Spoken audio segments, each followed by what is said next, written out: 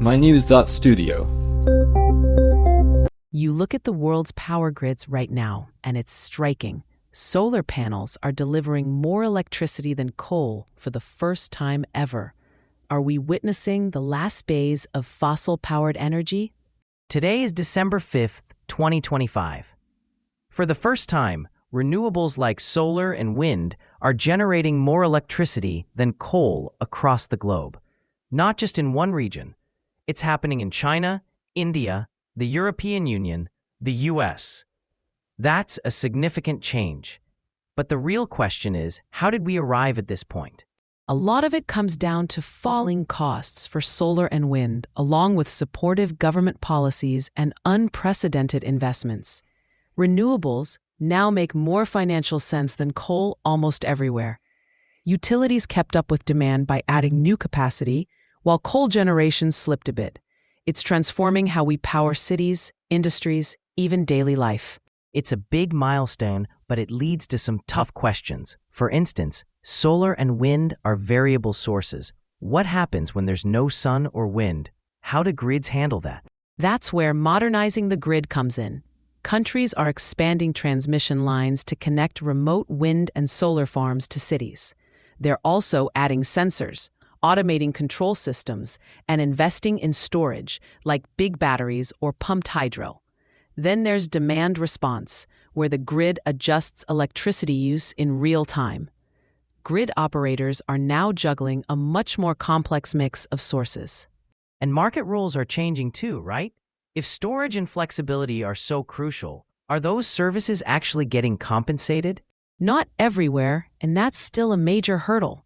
Some regions are updating their market rules to make sure storage and grid flexibility are properly valued, but it's not consistent yet, especially where infrastructure or regulations are lagging. So what's stopping renewables from scaling up even faster? If they're cheaper and investment is high, why not just build more? There are real barriers. Grid capacity is limited. Storage isn't always available when it's needed, and not every region has the flexibility to handle variable renewables. Developing countries often face higher financing costs, weaker grids, and unpredictable policies.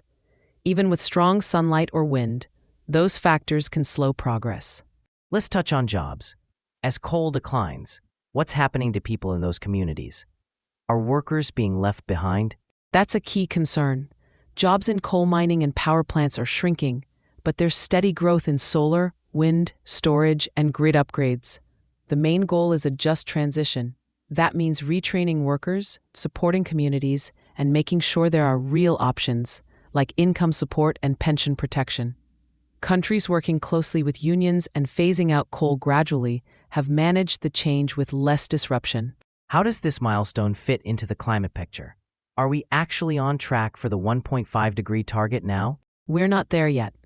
Renewables are expanding rapidly, but not fast enough to triple capacity by 2030, the level governments have committed to. Emissions from fossil fuels are still not dropping quickly enough. To get on track, we need binding targets, deadlines for coal phase-outs, more investment in grids and storage, and stronger support for poorer countries. Without those, the 1.5-degree target remains out of reach. So it's a turning point, but not the end of the story. What does this change mean worldwide? The effects are far-reaching. This shift is changing who has access to energy, improving air quality, creating new economic opportunities, and even influencing geopolitics. It's touching billions of people. The decisions we make now will shape decades to come. The key question is, are we moving quickly enough? And how do we make sure the benefits are widely shared? We've covered the rise of renewables, technical hurdles, transitioning jobs, and where we stand on climate. It's clear the energy landscape is changing, but a lot of questions are still on the table. Coal is fading, but what comes next depends on investment, policy, and making sure everyone's included. The outcome matters for workers, the climate, and every nation plugged into the grid. Thanks for tuning in. This episode was brought to you by mynews.studio. You can try it now for free.